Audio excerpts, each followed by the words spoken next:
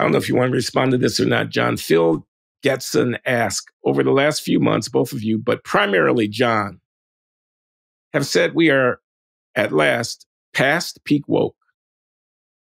I wonder if the massive demonstration supporting Hamas and the widespread support in academia has you revising your estimate.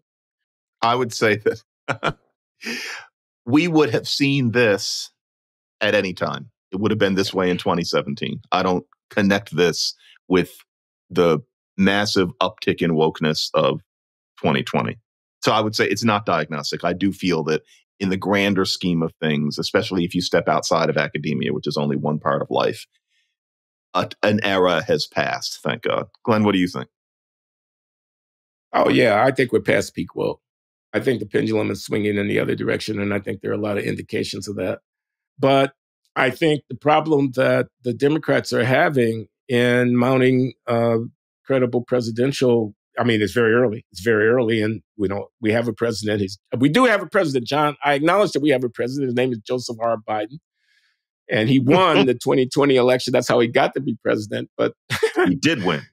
They're losing the minority voters, the Latinos in the Rio Valley are not necessarily all lined up for Democrats because they are more conservative on the social issues, and they're not all that happy about unrestricted immigration. And black men are peeling off. There could be like 30 or 35% of them voting for Donald Trump before it's over, which would be huge. A lot of people are worried about the future of the Democratic Party, and I think that the ambivalence about some of their woke enthusiasms is waning. And I think that's another indication of that.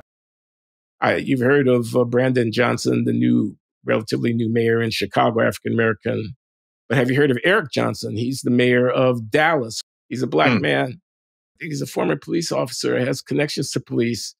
He is very pro-law and order, and he just switched parties from being Democratic to being Republican not long ago on the crime issue, saying defund the cops is ridiculous. Defund the cops is madness. He's actually being his own person. Mayor, of a big American city. Yeah. I think actually quite the opposite. I think the implication of the question is, we're not past peak woke. Look at how they're responding to the Hamas attack. They're pro-Hamas, many of these lefters. That proves how woke they are.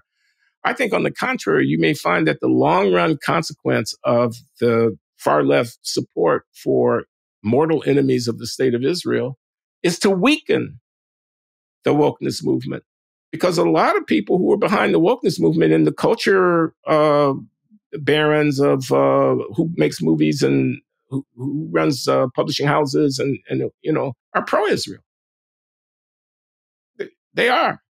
And God love them. I don't mean that as a criticism. I simply mean that the donor to the University of Pennsylvania who questions whether or not a Palestinian literary festival that's celebrated from the river to the sea or whatever should have taken place. And if the university president didn't stand against it, then whether or not she should continue to be such enthusiastic supporters of the university may yet get the attention of some university people somewhere.